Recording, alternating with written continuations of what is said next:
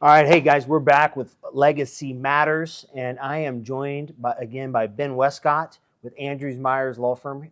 They are a really nationwide construction law firm specializing in helping contractors. Ben himself, one of the best litigators in the nation, and a dang good guy, right? So a great guy to be around.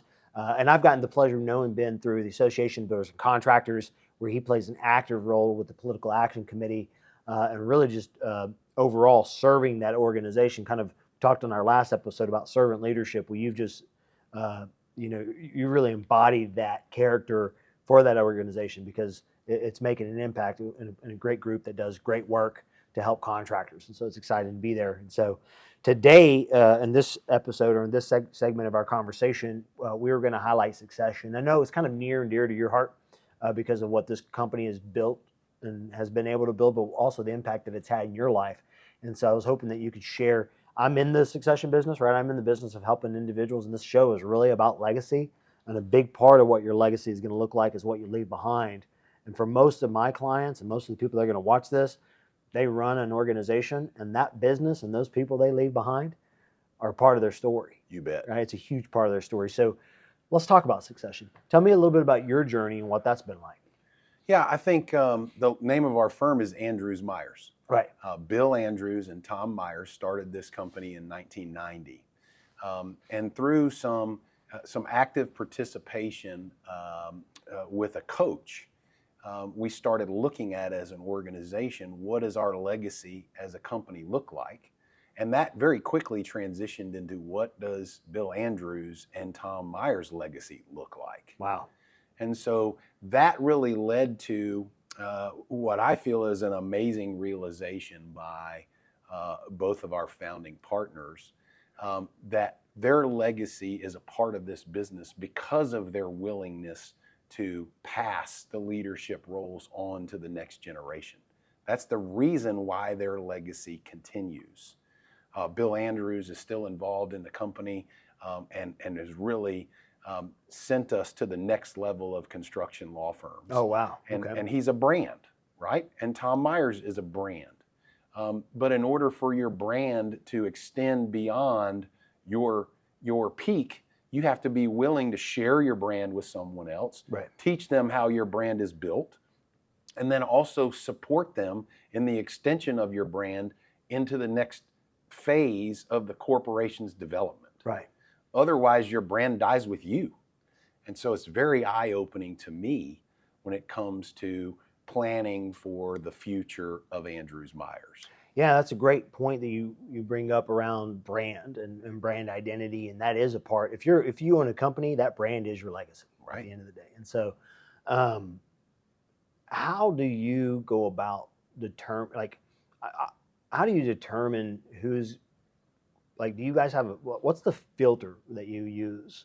And I think about succession planning. When I ran organizations, we had kind of a core values, and it was almost like a 20-point checklist that we used in our succession meetings for a team to say, this person is on brand, this is what they do well. And then that kind of categorized how we would layer those that were going to move up in the organization, those that were good in their position, and so forth, so on. How do you guys go about determining that kind of succession guideline? What are you looking at? What kind of characters? We're pretty similar to the types of things you were talking about. First of all, it's willingness. Okay. Second of all, it's characteristics. Okay. Third of all, it's a look within the organization to see if other people see this person, man or woman, as a leader. And then it's outside the organization. What is their perception? What is their brand outside the organization? Do people see this person as someone who is building our company's presence? Do they see this someone as detracting from our company's presence? Do they see this person as cohesive? Right. Do they see this person who reflects the values of Bill Andrews and Tom Myers and Andrews Myers as an organization? We're going to be ethical. We're going to be responsible. We're going to be reasonable. We're going to fight when we need to fight. We're not going to create fights that aren't necessary. Okay. And in the legal field, this is a problem. People who fight over things that they don't need to fight about increase the cost of litigation and make things harder to resolve. Yeah, I think and again, let's just be candid, right? When people use the word lawyer, there's a bad perception. There's a bad perception, right? That's right. And I think the default mechanism there is they're going to try to do everything they can to raise the cost. Raise that cost. They That's want right. They want to turn that ticker on as That's often right. as they can. And part of your integrity or part of your values is to say, if we can avoid that, let's avoid it. That's right. Right. And give a realistic evaluation Right. of the situation. You can't give a realistic evaluation of the situation unless you have the experience and the knowledge and the training. Got you. So you can't just walk in to a meeting with a client and say, we want to get this resolved. You have to analyze the issues, build a plan for resolution that balances the amount of money they're going to invest in legal services against the potential outcomes, so that the business owner and the decision team has an effective way to analyze, well, should we go forward with the litigation and spend more money, or should we try to solve it? Or should we do half and half? Right. So kind of a cost benefits analysis. That's exactly what it is. Okay, got it. Now, that doesn't always work because sometimes the opponent's not thinking rationally as well. I bet that happens. A lot. Yeah. And so there's only so much of it you can control, but you can be proactive in analyzing that. And so we look for people with that entrepreneurial I love that. outset. They understand, or at least they're willing to learn how to provide value to clients right off the bat through Wonderful. expertise, through diving in, through quick problem solving, through responsiveness, just building that culture so that all of the team members see it. So do you guys, when a person joins at your organization, is it, again, I'm sorry, real quick, too, I want to be mindful. It's okay if we don't want to, I don't want you to share too much secret sauce, right? Meaning Right, to the sure. point that, you guys obviously have probably some proprietary ways about doing things. So feel free to answer within the boundaries of what's okay. Understood. That being said, when a lawyer comes into your firm, right? On day one, do they say, is there a pathway to partnership that they can say, this is the path? Yes, we have built a strategic plan for the organization. Okay. And we meet every 3 years to update and review and Oh, wow. modify that based on where the company is at the time. Okay. And also looking at the steps we've taken to get there and how we may want to adjust that going forward. Okay. Part of that strategic plan includes mapping out the path for advancement. Oh, so wow. it's written down. Oh, that's fantastic. Okay. What it also includes is some layers within the organization that allow folks to see, okay, I can go to this step, and then I can go to this step, and then I can go to this step. But it also then transitions to an individual business plan. So Okay. each lawyer within our organization is asked to prepare their own personal business plan. Oh, wow. Okay. Now, obviously, that looks different from someone who is just out of school. Right. But as they grow and their experience level expands, then they start to take on more responsibility in developing their own personal brand. Oh, I love that. You're living proof, right? You represent the Andrews Myers brand very well. Right. At the same time, I see Ben as his own brand. Right. Right.